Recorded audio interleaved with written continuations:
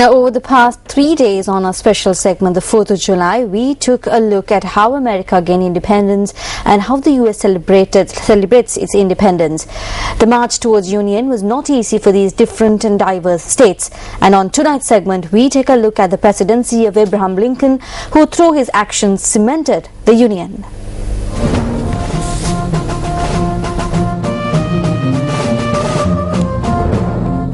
The American Civil War, also known as the War Between the States or more simply as the Civil War, was fought from 1861 to 1865 in the US after several southern slave states declared their secession and formed the Confederacy.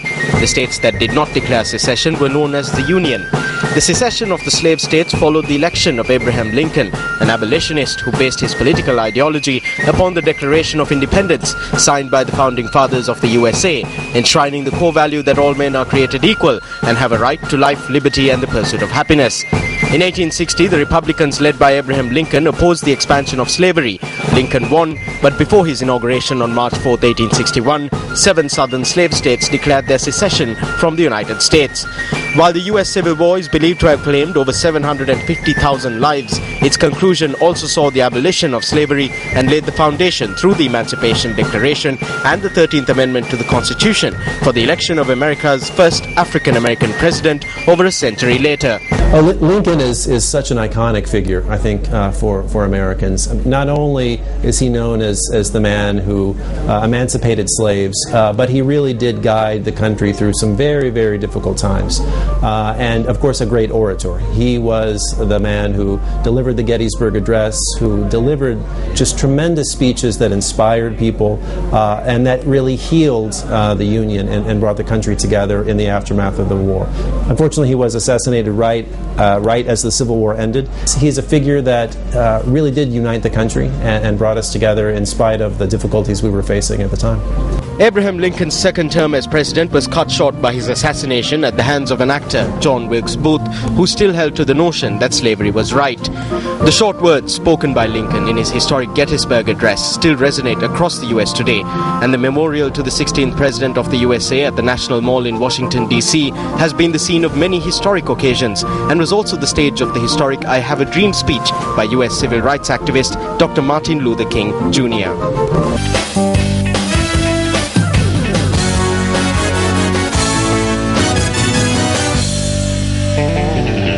In sports news now, Sri Lanka finished as runners-up in the Asian Youth Netball Championships as they lost to Malaysia in the finals in Brunei today.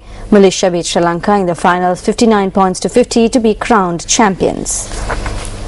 Moving on, Sports Director B.A. Aberatna says that the Jaffna Central College and Vembadi Ladies College are to be developed as sports schools in the near future. While developing sports schools is positive for the development of sports as a whole, shouldn't the same enthusiasm be shown to provide at least basic facilities for existing sports schools? Tonight on Bitter Truth, we take a look at one such example.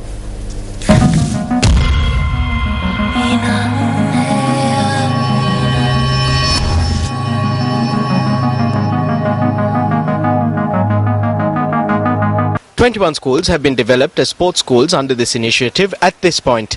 The only sports school that comes under the Central Provincial Council, Valala A. Ratnayaka Central College, was restructured as a sports school on the 3rd of August 1995. This school incidentally succeeded in winning the Boys and Girls Championships at the Central Province Sports Festival concluded on Friday. 3 of the members of the Sri Lankan contingent who will participate in the upcoming 8th World Youth Athletics Championships in Ukraine are students from the Valala A. Ratnayaka Central College. However, this stadium bears testament to the fact that the relevant authorities have neglected the development of sports facilities at this school over the past several years. The track at the stadium, which has no facilities whatsoever for training, has also gone to seed with tufts of grass growing out of it. The hostel at the school, which provides accommodation for over 100 athletes, also shows no evidence of any recent renovation. These students, who have excelled in sport in spite of the lack of facilities, also face numerous issues when it comes to their academics. When sports first made inquiries, the acting director of sports of the Central Province Department of Education, Atula Jayawardena, said that they do not even receive sufficient funds to provide food for these athletes. He said that a sum of 2,500 rupees has been allocated every month for the expenditure on the food of each athlete. He also expressed his astonishment at the fact that there are no provisions for the stadium at the Wallala A. Ratnayaka Central College at a time when stadiums are being constructed across the island. In response, the director of school sports, B.A. Abhiratna, said that problems had arisen with making provisions for the Wallala A. Ratnayaka Central College as it comes under the purview of the Provincial Council. When will steps be taken to develop Wallala A. Ratnayaka Central College so that it is not limited to a sports school in name only?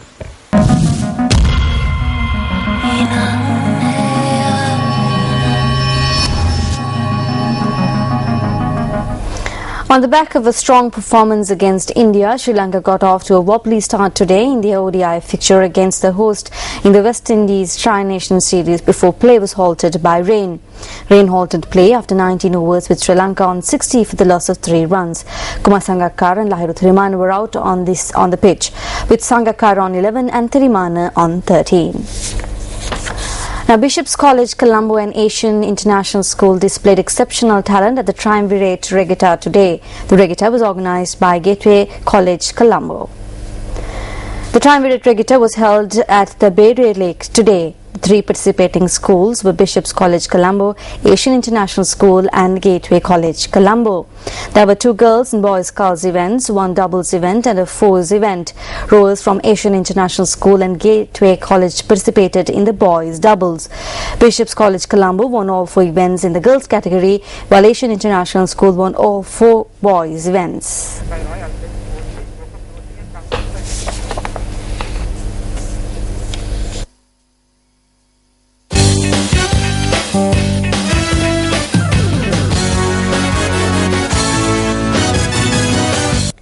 The Sarath Saravindana concert, marking 45 years in the musical career of veteran director Sarath D. Alvis, was held at the Nelumpokuna Theatre yesterday.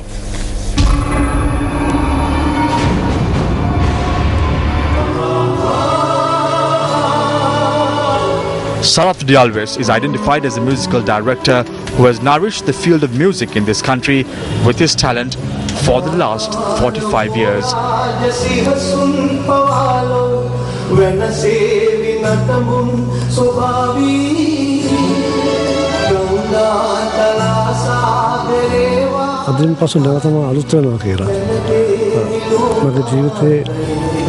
I will be embarking on a new journey starting from today.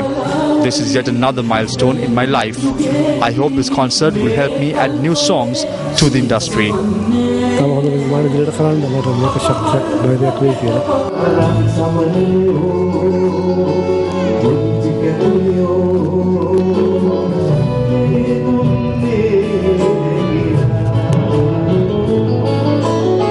Incidentally, this is the first concert performed by Sarath D. Alvis, who has rendered his musical prowess for over 5,000 songs.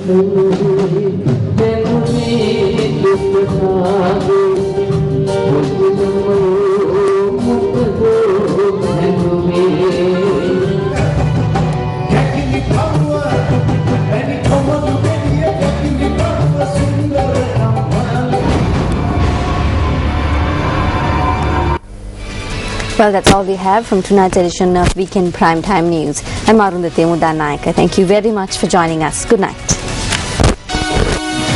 Hotline 0114-896-896. www.newsfirst.lk. Feedback at newsfirst.lk.